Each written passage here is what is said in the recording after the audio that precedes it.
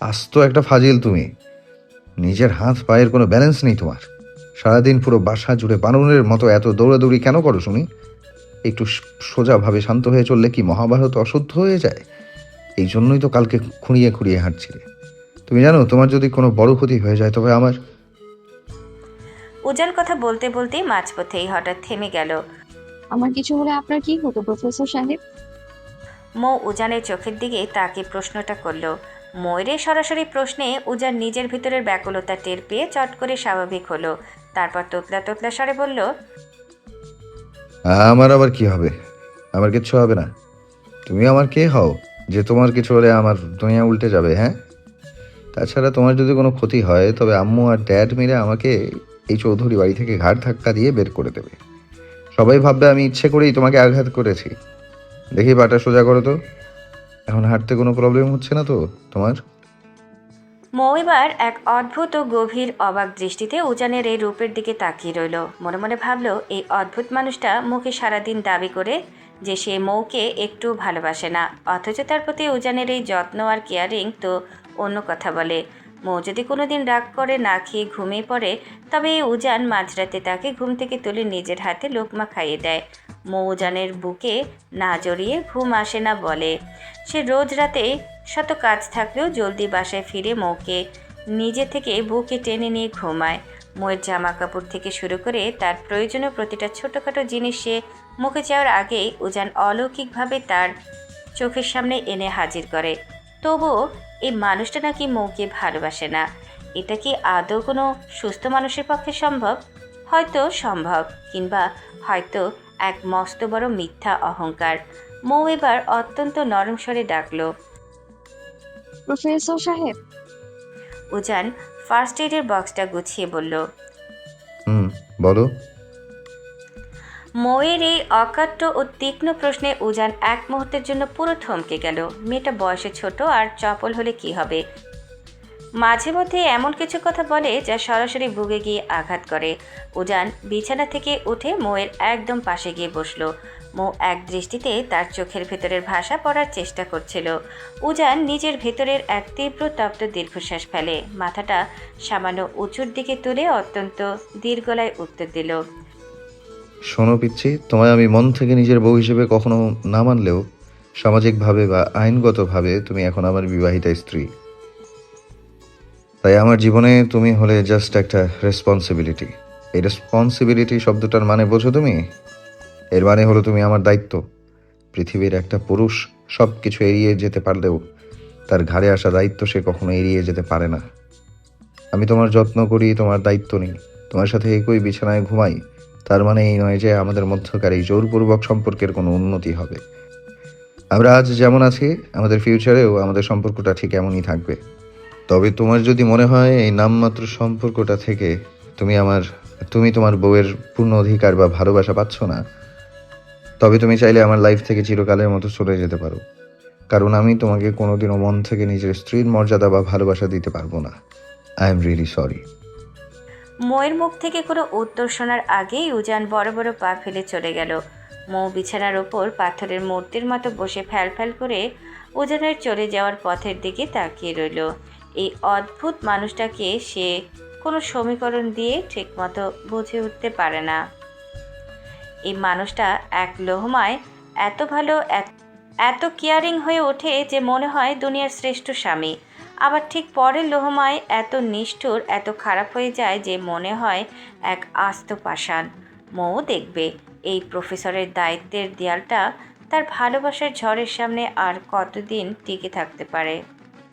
পুরো ক্লাসময় জুড়ে চিৎকার, চিল্লাচিল্লি আর হট্টগোলে কান পাতা দেয়। আজ তাদের ফিজিক্স ক্লাসের জন্য সম্পূর্ণ নতুন একজন প্রফেসর আসার কথা রয়েছে। কিন্তু কে সেই প্রফেসর, কেমন দেখতে হবেন তিনি, এই নিয়ে ক্লাসের সবার মনে কৌতূহলের শেষ নেই।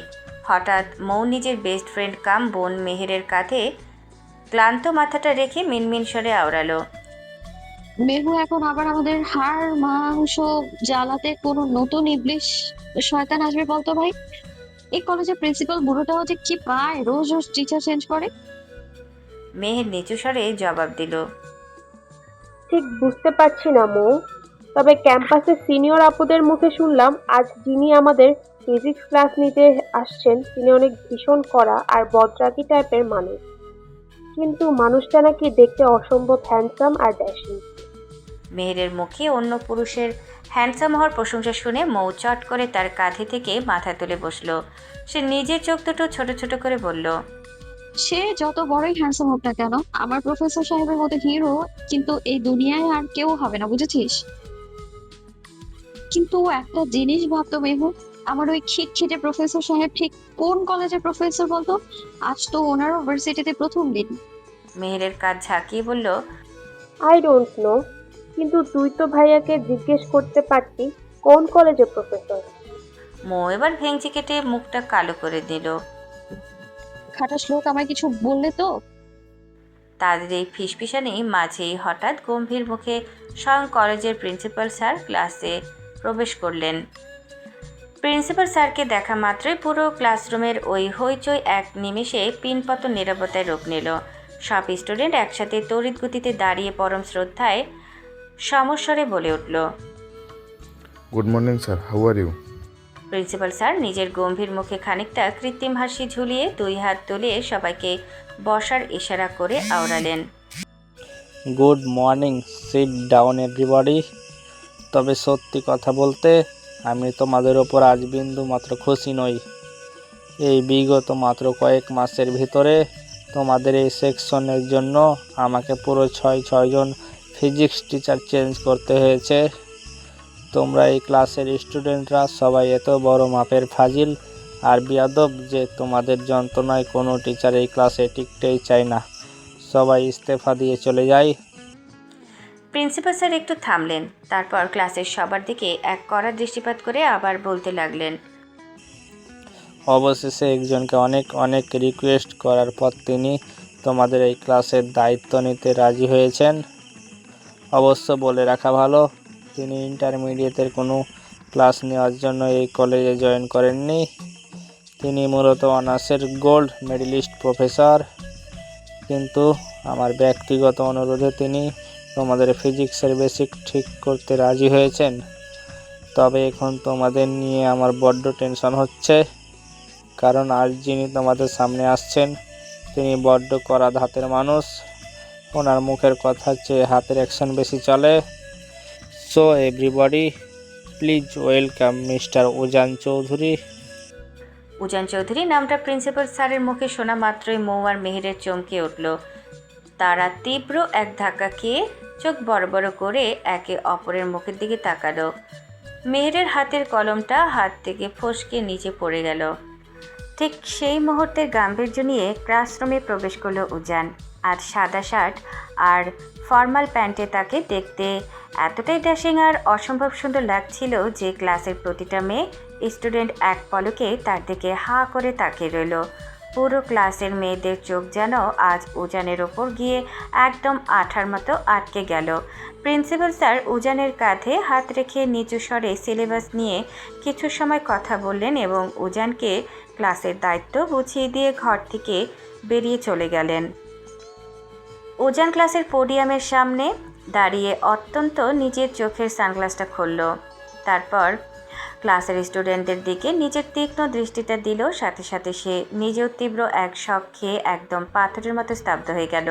ক্লাসে ঠিক মাঝখানের বেঞ্চে বসে আছে তার ঘরের বউ মৌ মহাশয়া, যে নিজের বড় বড় হরুণী চোখ দুটো মেলে তার দিকে তপ্ত চোখে তাকিয়ে আছে। উজান নিজের অজান্তেই একটা ঢোক গিলল। মৌ যে এই কলেজেই পড়াশোনা করে তা উজান আগে জানতো না। জানলে নেচে নেচে প্রিন্সিপাল স্যারের রিকোয়েস্ট একসেপ্ট করে নিজের পায়ে নিজে কুড়াল মারতে আসতো না।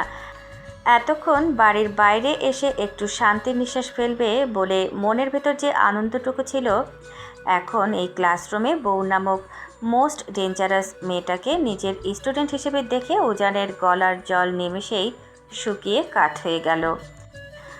আর এদিকে মৌ নিজের গাল দুটো রাগে রসগোল্লার মতো ফুলিয়ে হাত দুটো বুকের ওপর আড়াআড়িভাবে বেঁধে বরের দিকে চোখ রাঙিয়ে বসে রইল। মনে মনে ভাবল, এই খাটাস লোকটা তাকে মনে মনে একটু ভালোবাসে না, তা তো সে ভালো করেই জানে, কিন্তু তাই বলে কি নিজের বিবাহিতা বউকে এত বড় একটা কথা লুকিয়ে যাবে? তারই কলেজের ফিজিক্স প্রফেসর হিসেবে জয়েন করতে আসছে, অথচ তাকে একবারের জন্য মুখ ফুটে তাকে বলল না। এত বড় ধোঁকাবাজ লোক তো দুনিয়ায় দুটো নেই। পুরো ক্লাসের এই স্তব্ধতার মাঝে মেহেরও নিজের ঘোর কাটিয়ে উঠল। সে চরম বিস্ময় নিয়ে পাশে বসা ময়ের পাঁজরে নিজের কনুই দিয়ে একটা জোরালো খোঁচা মারল। তারপর উজানের দিকে হাঁ করে তাকিয়ে থাকা ময়ের কানের কাছে মুখ এনে অত্যন্ত ফিসফিসানির স্বরে জিজ্ঞেস করলো, মৌ ভাইয়া এখানে কি করছে? ময়ের মুখের ভাষা যেন এক নিমেষে হারিয়ে গিয়েছে। সে এখনও নিজের বড় বড় চোখ জোড়া মেলে অবিশ্বাস্য দৃষ্টিতে সামনের পোডিয়ামে দাঁড়িয়ে থাকা উজানের দিকে তাকিয়ে আছে। এরই মাঝেই উজান নিজেকে দ্রুত স্বাভাবিক করে নিল। ক্লাসের বাকি মেয়েদের হাঁ করে তাকিয়ে থাকা আর ময়ের ওই বোকা বনে যাওয়া মুখ দেখে সে নিজের ঠোঁটের কোণে এক চিলতে চতুর মুচকি হাসি ঝুলালো। তারপর ডাস্টার আর চকটা টেবিলের ওপর রেখে অত্যন্ত গাম্ভীর্যপূর্ণ ও ভরাট গলায় বলতে লাগলো, হাই এভরিবডি, আমি তোমাদের নিউ ফিজিক্স টিচার উজান চৌধুরী। আজ যেহেতু তোমাদের সাথে আমার ফার্স্ট ক্লাস, তাই আমি সরাসরি পড়ালেখায় যাব না। আমি চাই আজ সবাই সংক্ষেপে নিজেদের একটা ফর্মাল পরিচয় দাও। কথাটা শেষ করেই উজান প্রথম বেঞ্চের কর্নারে বসা মেয়েটির দিকে নিজের ধারালো ও তীক্ষ্ণ দৃষ্টি নিক্ষেপ করলো। মেয়েটির উদ্দেশ্য করে সে এক ভ্রু উঁচিয়ে অত্যন্ত পেশাদার কণ্ঠে বলে উঠল, এই girl, stand up. What is your name?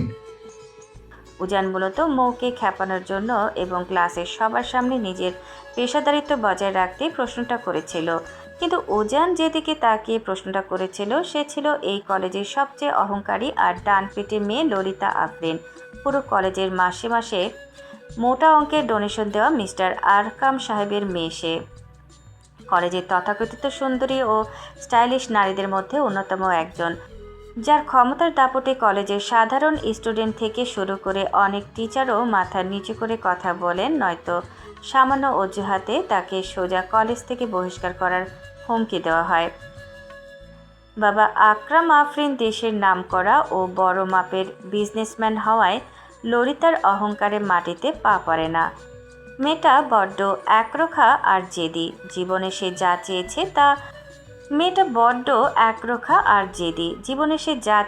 তা যে কোনো মূল্যে পেয়ে ছেড়েছে।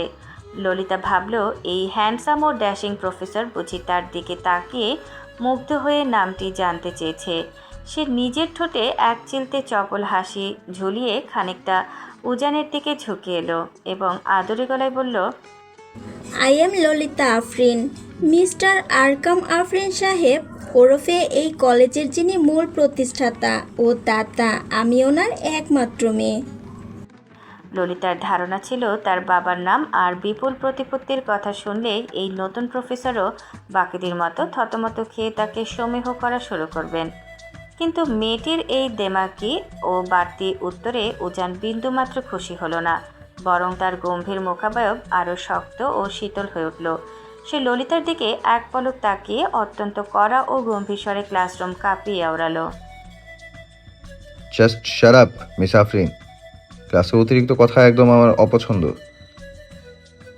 আমি তোমাকে শুধু তোমার নিজের নামটুকু জিজ্ঞাসা করেছি, তোমার বাবার নাম কিংবা ওনার সম্পত্তির খতিয়ান জানতে চাইনি। So behave yourself. উজানের মতো একজন অত্যন্ত হ্যান্ডসাম কিন্তু কঠোর শিক্ষকের কাছ থেকে পুরো ক্লাসের সামনে এমন অপমানজনক ও কড়া ধমক খাবে তা ললিতা নিজেও স্বপ্নেও কল্পনা করেনি। মুহূর্তের মধ্যে পুরো ক্লাসের সামনে ললিতার অহংকারী ফর্সা মুখের রং পাল্টে গিয়ে লাল কালো হয়ে গেল। অপমানে আর রাগে তার শরীর কাঁপতে লাগলো। উজানও দ্রুত ললিতার সামনে থেকে সরে গেল। সে এবার এক এক করে ক্লাসের বাকি সকল স্টুডেন্টের কাছে গিয়ে তাদের পরিচয় জেনে নিতে লাগলো। এভাবে একে একে সবার পরিচয় নেওয়া শেষ করে উজান এবার ধীর পায়ে এগিয়ে গিয়ে ঠিক ময়ের বেঞ্চের সামনে এসে দাঁড়ালো। ক্লাসের বাকি সব স্টুডেন্ট উজানকে সামনে আসতে দেখে সম্মানের দাঁড়িয়ে গেলেও মৌ কিন্তু নিজের জায়গা থেকে এক চুলও নড়ল না। সে আগের মতোই গাল দুটো রসগোল্লার মতো ফুলিয়ে অভিমানী মুখ করে বেঞ্চে বসে রইল। পাশে বসা মেহের তাকে কোনোই দিয়ে কয়েকবার খোঁচা মেরে দাঁড়িয়ে পড়ার কথা বলল, তবুও মৌ উজানের ওপর অভিমানে একটু শুনল না। উজান নিজের মুখে চরম গাম্ভীর্য বজায় রেখে ভরাট গলায় মৌকে উদ্দেশ্য করে প্রশ্ন করল। Miss Tasfia Mou, please stand up. Mou এবার উজানের কড়া ধমক শুনে বাধ্য হয়ে দাঁড়িয়ে গেল বটে, কিন্তু সে মুখ ঘুরিয়ে অন্যদিকে তাকিয়ে রইল। উজানের চোখের দিকে একবারের জন্যও তাকালো না। মৌয়ের এমন বাচ্চাদের মতো অভিমানী ও রাগী মুখখানা দেখে উজান নিজের মনের ভেতর এক চিলতে নিঃশব্দে হাসলো। তবে ক্লাসের বাকি স্টুডেন্টরা এবার একদম ড্যাব ড্যাব করে উজানের মুখের দিকে তাকিয়ে রইল, কারণ মৌ তো এখনও নিজের মুখ ফুটে নামই বলেনি। তাহলে এই নতুন প্রফেসর প্রথম দিনে তার নাম তাসফিয়া মৌ কীভাবে নিখুঁতভাবে জানতে পারলেন, সেটাই সবার মাথায় ঢুকছিল না। উজান সবার মনের কৌতূহল টের পেয়ে কিছুটা নিচু হয়ে মেঝে থেকে মৌয়ের পড়ে থাকা ফিজিক্স বইটা কুড়িয়ে নিল। বইয়ের প্রচ্ছদে বড় বড় অক্ষরে লেখা তাসফিয়া মৌ। উজান বইটা আলতো করে মৌয়ের বেঞ্চের ওপর রেখে ক্লাসের বাকি স্টুডেন্টদের উদ্দেশ্যে করে আওড়ালো। লিসেন এভরিবডি, মিস তাসফিয়া মৌয়ের নামটা আমি এত নিখুঁতভাবে কীভাবে জানতে পারলাম তা এবার নিশ্চয়ই তোমরা বুঝতে পেরেছো। সো আমার মুখের দিকে ওভাবে হাঁ করে তাকিয়ে না থেকে সবাই নিজেদের সামনের বইয়ের দিকে মনোযোগ দাও। উজানের চতুর্বুদ্ধি দেখে ক্লাসের সকল স্টুডেন্ট লজ্জায় মাথা নিচু করে নিল। আর ঠিক সেই সুযোগেই উজান মৌয়ের দিকে বেশ খানিকটা ঝুঁকে এসে একদম নিচু ও ফিসফিসানি স্বরে কড়া গলায় বলে উঠল। মিসেস চৌধুরী, ক্লাস টাইম শেষ হওয়া মাত্রই সরাসরি আমার পার্সোনাল কেবিনে এসে দেখা করবেন, নয়তো কলেজের প্রথম দিনে কিন্তু বড় রকমের পানিশমেন্ট পেতে হবে, মনে থাকে যেন। কথাটা বলেই উজান আর এক সেকেন্ডও সেখানে দাঁড়ালো না। সে ব্ল্যাকবোর্ডের সামনে এগিয়ে গিয়ে ফিজিক্সের কিছু বেসিক ম্যাথ আর সূত্র বোর্ডে করাতে লাগলো। দেখতে দেখতে ক্লাসের নির্ধারিত সময় প্রায় শেষের দিকে চলে এলো। উজান সবার উদ্দেশ্যে কড়া গলায় জানালো, এভরিওয়ান, আজ যেহেতু তোমাদের সাথে আমার ফার্স্ট ক্লাস, সেই জন্যই আজকে আর বেশি কিছু করাচ্ছি না। নেক্সট ক্লাসে আসার আগে বোর্ডে দেয়া এই ম্যাথগুলো সবাই হোমওয়ার্ক হিসেবে করে নিয়ে আসবে, নয়তো ক্লাসে ঢুকতে দেওয়া হবে না। উজানের এই কড়া নির্দেশ শোনা মাত্রই ক্লাসের মাঝখানের বেঞ্চ থেকে একটা ছেলে তাচ্ছিল্যর হাসি ঝুলিয়ে দাঁড়িয়ে পড়ল। সে অত্যন্ত দেমাগী সুরে বলল, পানিশমেন্ট মানে কিসের পানিশমেন্টের কথা বলছেন স্যার? এই কলেজের হিস্ট্রিতে আজ পর্যন্ত কোনো বড় বড় টিচারও আমাদের সেকশনে পানিশমেন্ট দেওয়ার কথা কল্পনাও করতে পারেনি। আর আপনি কলেজের পা রাখার কয়েক ঘন্টা হয়নি, এর মধ্যে আমাদের পানিশমেন্ট দেওয়ার ভয় দেখাচ্ছেন। শোনেন স্যার, আমি হলাম এই এলাকার ওসির ছেলে, আমাকে এসব ফালতু ভয় দেখাবেন না, নয়তো আপনার চাকরি। ছেলেটির হুমকি মাখা কথা শেষ হওয়ার আগে উজান বিদ্যুৎ গতিতে এগিয়ে গিয়ে ছেলেটির কলার চেপে ধরে তার গালে পরপর কয়েকটা সজোরে ঠাস ঠাস করে থাপ্পড় বসিয়ে দিল। আচমকা ক্লাসরুমে এমন একটা কাণ্ড ঘটে যাবে তা কেউ ভাবেনি। থাপ্পড় খেয়ে ওসির বকে যাওয়া ছেলে জিহাদ নিজের গাল চেপে ধরে চরম ভয়ে আর আতঙ্কে কাঁপতে লাগলো। পুরো ক্লাসরুম জুড়ে এক ভয়ানক নিস্তব্ধতা নেমে এলো। যেখানে এই কলেজে জিহাদের চোখের দিকে তাকিয়ে কথা বলার সাহস কোনো সাধারণ স্টুডেন্ট বা কোনো টিচারের হতো না, সেখানে এই নতুন প্রফেসর প্রথম দিনেই তাকে সবার সামনে চড় মারল। এটা ভেবে জিহাদের রাগ গেগা জ্বলছিল, কিন্তু উজানের রৌদ্ররূপ দেখে সে টু শব্দ করার সাহস পেল না। উজান এবার বাঘের মতো গর্জন তুলে পুরো ক্লাস কাঁপিয়ে তুলল। Listen to me very carefully. Ujan Chowdhury কারো বাপের কেনা গোলাম নয়। এই ক্লাসের সময়টুকু যেহেতু আমার, সো এই 4টি দেয়ালের ভেতর সব কিছু শুধুমাত্র আমার রুলস অনুযায়ী চলবে। কার বাবা মিনিস্টার, কার বাবা ওসি, এসব ফালতু জিনিস দেখার টাইম বা ইন্টারেস্ট আমার কোনোটাই নেই। আজ ফার্স্ট ডে বলে তোমাকে শুধু ছেড়ে দিলাম। নেক্সট টাইম যদি আমার ক্লাসে এমন তেরিবেরি করো, তবে কান ধরে পুরো ক্যাম্পাসে এক পায়ে ঘোরাবো। Mind it. যে ক্লাসে সবসময় টিচারের চেয়ে স্টুডেন্টদের চিল্লানোর শব্দে কান পাতা যেত না, আজ সেই ক্লাসের প্রতিটা স্টুডেন্ট একদম মুখে কোলো পেটে বিড়ালের মতো চুপ হয়ে রইল। কারো মুখে একটা কথাও শুনল না। এরই মাঝে উজান নিজের হাত ঘড়ির দিকে তাকিয়ে এক দীর্ঘশ্বাস ফেলে দ্রুত ক্লাসরুম ত্যাগ করে করিডোর দিয়ে হেঁটে নিজের পার্সোনাল কেবিনের দিকে এগিয়ে গেল। ক্লাস শেষ করে উজান নিজের ক্লান্তি দূর করতে যেই না নিজের পার্সোনাল কেবিনের দরজা খুলে ভেতরে ঢুকেছে, ঠিক তখনই হঠাৎ কেউ একজন এসে তীব্র আবেগে তাকে শক্ত করে জাপটে ধরল। উজান মুহূর্তের মধ্যে স্তব্ধ ও নিথর হয়ে গেল। তাকে এইভাবে হুটহাট করে জড়িয়ে ধরার অধিকার আর পাগলামি শুধুমাত্র তার পুচকে বউ ময়ের আছে। কিন্তু মৌ তো এখন মাত্রই ক্লাস শেষ করে বান্ধবীদের সাথে ক্লাসরুমে থাকার কথা। তাহলে এই বন্ধ কেবিনের ভেতর এত সাহস নিয়ে তাকে জড়িয়ে ধরল কে? উজান নিজের সমস্ত পুরুষালী শক্তি দিয়ে নিজেকে সেই বাঁধন থেকে ছাড়ানোর আপ্রাণ চেষ্টা করতে লাগলো। ঠিক তখনই তার কানের কাছে এক চেনা বিষাক্ত মেলি কণ্ঠস্বর ভেসে এলো। উজান, কেমন আছো তুমি? এতগুলো বছর পর আজ সামনাসামনি দেখেও এভাবে চট করে ভুলে গেলে আমায়? কণ্ঠটা শোনা মাত্রই উজানের চেনা পৃথিবীর সব আলো যেন এক পলকে নিভে গেল। সে তীব্র এক ঝটকায় মেয়েটিকে নিজের শরীর থেকে দূরে সরিয়ে দিল। মেয়েটির মুখের দিকে তাকানোর মাত্রই উজানের চারপাশের চেনা জগৎটা যেন স্তব্ধ হয়ে গেল। এই তো সে শিরিন, যাকে উজান নিজের তরুণ বয়সে নিজের উদীয়মান যৌবনে প্রথম দেখার পর পাগলের মতো ভালোবেসেছিল। মেয়েটির মুখের অবয়ব এখনও ঠিক আগের মতোই আছে, চেহারায় তেমন কোনো পরিবর্তন আসেনি। তবে একসময় এই মেয়েটিকে উজান যতটা না ভালোবাসত, আজ তার চেয়ে কোটি গুণ বেশি ঘৃণা করে। যাকে নিয়ে একসময় স্কুলে কলেজের গণ্ডি পেরিয়ে নিজের জীবনের ঘরণী বানানোর হাজারো রঙিন স্বপ্ন বুনত উজান, ঠিক সেই মেয়েটি একদিন উজানকে একাকী এক মাছ দরিয়ায় ফেলে তারই সবচেয়ে কাছের বন্ধুর হাত ধরে পালিয়ে গিয়ে বিয়ে করে নতুন সংসার শুরু করেছিল। আজ দীর্ঘদিন 14টা বছর পর তাদের আবার এইভাবে সামনাসামনি দেখা হলো।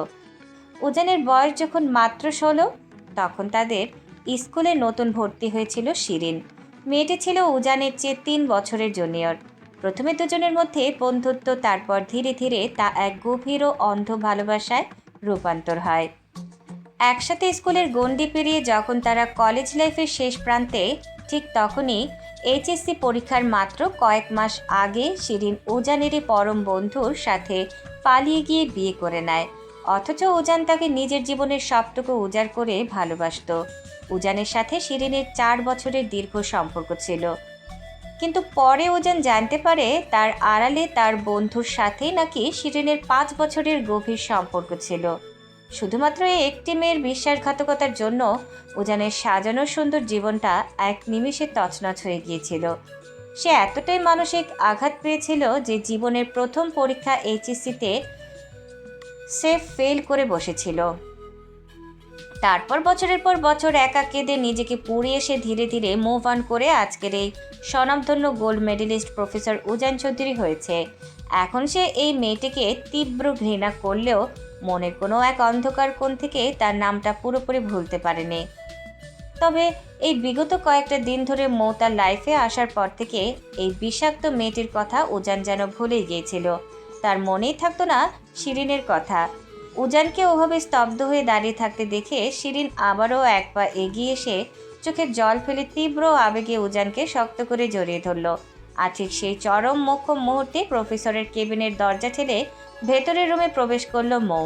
ভেতরে ঢুকে উজান আর শিরিনকে অমন এক অতি ঘনিষ্ঠ ও অপ্রস্তুত অবস্থায় জড়িয়ে ধরে থাকতে দেখে মৌয়ের মাথার ওপর যেন আস্ত আকাশটা ভেঙে পড়ল। তার বুকের ভেতরটা এক নিমেষে হাজারটা টুকরো হয়ে গেল। যাকে সে ভালোবেসে সে এখন অন্য একটা অচেনা মেয়ের বাহুবন্ধনে আবদ্ধ। মৌয়ের চোখ দুটো মুহূর্তের মধ্যে নোনা জলে ভরে উঠল এবং আপনা আপনি দুফোঁটা অশ্রু গাল বেয়ে গড়িয়ে পড়ল মেঝেতে। উজান দরজার দিকে তাকিয়ে মৌয়ের ভাঙা চাউনি দেখে পুরোপুরি থমকে গেল। সে তড়িঘড়ি করে শিরিনকে নিজের শরীর থেকে ধাক্কা দিয়ে সরিয়ে দিতে চাইল, কিন্তু শিরিন এবার বড্ড শক্ত করে উজানকে আঁকড়ে ধরে রাখায় উজান তাকে সরাতে ব্যর্থ হলো। আর উজানের বুকে অন্য নারীর এই অধিকার দেখা মাত্রই মৌ আর 1 সেকেন্ডও সেখানে দাঁড়িয়ে নিজের আত্মসম্মান বিলিয়ে দিল না। সে কাঁদতে কাঁদতে তড়িৎ গতিতে কেবিন ছেড়ে করিডোর দিয়ে বাইরের দিকে ছুটে চলে গেল। উজান এবার নিজের সর্বশক্তি খাটিয়ে শিরিনকে এক ঝটকায় দূরে সরিয়ে দিয়ে তার গাল বরাবর 2টো থাপ্পড় বসিয়ে দিল। উজান মুহূর্তের মধ্যেই বাঘের মতো গর্জন করে উঠল। তুই কোন সাহসে আমাকে জড়িয়ে ধরলি? শিরিন হকচকে গিয়ে কাঁপা কাঁপা গলায় বলল, উজান, তুমি আমাকে থাপ্পড় দিলে আর এত নোংরা ভাষায় গালি দিচ্ছ? নিজের ভালোবাসার মানুষের সাথে কেউ কি এভাবে রুড বিহেভিয়ার করে? উজান সঙ্গে সঙ্গে শিরিনের গাল দুটো শক্ত করে চেপে ধরে দাঁতে দাঁত চেপে বলে, তোর মতো উজান চৌধুরী অন্তত ভালোবাসে না। কাল নাগিনী, আমি তোকে 14 বছর আগে আমার লাইফ থেকে আউট করে দিয়েছি, আর আজ এত বছর পর তুই এসে আমাকে ভালোবাসা দেখাচ্ছিস? উজান আর 1 সেকেন্ডও সেখানে দাঁড়ালো না। সে দ্রুত কক্ষ থেকে বেরিয়ে ময়ের পিছু পিছু দৌড় দিল, কিন্তু ততক্ষণে অনেক দেরি হয়ে গিয়েছে। করিডোরের শেষ প্রান্তে মেহেরকে দাঁড়িয়ে থাকতে দেখে উজান উদ্গ্রীব কণ্ঠে জিজ্ঞেস করলো, মেয়ের পিচ্ছি কোথায়? ওকে দেখেছো? মৌ তো কাঁদতে কাঁদতে কলেজ গেট দিয়ে বেরিয়ে গেল। কিন্তু ভাইয়া, সরি স্যার, আপনি মৌকে এমন কি বলেছেন যে ওভাবে কাঁদতে কাঁদতে চলে গেল? আপনি কি আবার ওকে থাপ্পড় দিয়েছেন? এই মেয়ে, তোমার কি কমন সেন্স নেই? আমি কেন ওইটুকু মেয়েকে মারতে যাব? তাছাড়া ও তো আমার বউ। উজান আর কোনো কথা না বলে বড় বড় পা ফেলে দ্রুত গেট দিয়ে বেরিয়ে গেল। তার দ্রুত চলে যাওয়ার দিকে তাকিয়ে মেহের মুগ্ধ হয়ে হাসল। অনিচ্ছায় হলেও আজ প্রথমবারের মতো উজান মৌকে নিজের বউ বলে স্বীকৃতি করল। এদিকে মৌ বাসায় ফিরে নিজের রুমে ঢুকে একটার পর একটা জিনিস মেঝেতে ছড়িয়ে দিয়ে ভাঙতে শুরু করলো। পুরো রুম লণ্ডভণ্ড হয়ে গেছে। তার চোখ থেকে অনবরত অশ্রু গড়িয়ে পড়ছে। বাড়িতে আজ শুধু আরিফুল চৌধুরী, তুবা আর মৌসুমী চৌধুরী রয়েছেন, বাকিরা সবাই কাজে বাইরে। তুবা অনেক চেষ্টা করছে মৌকে শান্ত করার, কিন্তু মৌ তাকে নিজের ধারে কাছেও আসতে দিচ্ছে না। আরিফুল চৌধুরী আর তুবার রুমের দরজার বাইরে হতাশ হয়ে দাঁড়িয়ে আছেন। মেয়েটার হঠাৎ এমন আগ্নেয়গিরির মতো ফেটে পড়ার কারণ কেউ বুঝে উঠতে পারছে না। মৌ হাতের তালু দিয়ে চোখ মুছে ডুকরে কেঁদে উঠল। তারপর পাশ থেকে একটা ফুলদানি নিয়ে সজোরে ড্রেসিং টেবিলের আয়নার দিকে ছুঁড়ে মারল। ঝনঝন শব্দে সেটা চূর্ণ বিচূর্ণ হয়ে গেল। সে চিৎকার করে বলে উঠল, থাকবো না আমি এই বাড়িতে, আমি একটুও থাকবো না। আমার কেউ ভালোবাসে না, আমি চলে যাবো এখন এখান থেকে। ঠিক সেই মুহূর্তে উজান তড়িঘড়ি হয়ে রুমে প্রবেশ করলো। মৌয়ের কাছাকাছি আসতেই সে আবারও চিৎকার করে উঠল, একদম আমার কাছে আসবেন না। আমি এই রুমের সব ভেঙে ফেলবো, কিচ্ছু রাখবো না, আর চলেই যাবো আমি আপনার জীবন থেকে। এক মুহূর্তও থাকবো না আমি। উজান মৌয়ের কাছাকাছি পৌঁছাতে পারছে না, কারণ মৌ তার উপর একে একে জিনিস ছুঁড়ে মারছে। কাঁদতে কাঁদতে মৌয়ের মুখটা অনেকটা ফুলে উঠেছে। উজান নরম স্বরে বলল, পিচ্ছি, প্লিজ স্টপ। কেন এমন করছো? বললাম না আসবেন না আমার কাছে। এই বলে মৌ উজানের শখের টফিগুলো মেঝেতে আছাড় দিয়ে ভেঙে ফেলল। রুম ভর্তি এখন ভাঙা কাজ আর ধ্বংসস্তূপ, কিন্তু উজান তবুও শান্ত। দরজার বাইরে দাঁড়িয়ে থাকা তুবা আর আরিফুল চৌধুরী হাঁ করে তাকিয়ে আছেন। যে জিনিসগুলো উজান ইফাতকে পর্যন্ত স্পর্শ করতে দিত না, ভেঙে যাওয়ার ভয়ে আজ মৌ সেগুলো ভেঙে ফেলার পরেও উজান একদম চুপ। তার মুখে সামান্যতম রাগের আচরণ নেই। তুবা আরিফুল চৌধুরীর দিকে তাকিয়ে ফিসফিস করল, সেটাই তো ভাবছি আম্মাজান, ছেলেটার আজ কি হলো? উজান কয়েক ধাপ এগিয়ে মৌয়ের দিক হাত বাড়ালো। মৌ সাথে সাথে ভাঙা কাচের টুকরো হাতে নিয়ে সাথে সাথে আবারও চিৎকার করে উঠল, আসবেন না আমার কাছে। যদি আসেন তাহলে আমি নিজেকে আঘাত করবো। ঠিক সেই মুহূর্তে উজান বিদ্যুৎ গতিতে এগিয়ে গিয়ে মৌয়ের হাত থেকে কাচের টুকরো ফেলে দিয়ে নিজের দুই বাহুর মাঝে শক্ত করে জড়িয়ে ধরল। তারপর মৌয়ের কানের কাছে মুখ এনে অত্যন্ত আদুরে ও শান্ত স্বরে আওড়ালো, মিসেস উজান চৌধুরী, প্লিজ রাগটা একটু কন্ট্রোলে আনেন। আপনার এই অগ্নিকন্যা রূপ উজান চৌধুরী নিতে পারছে না।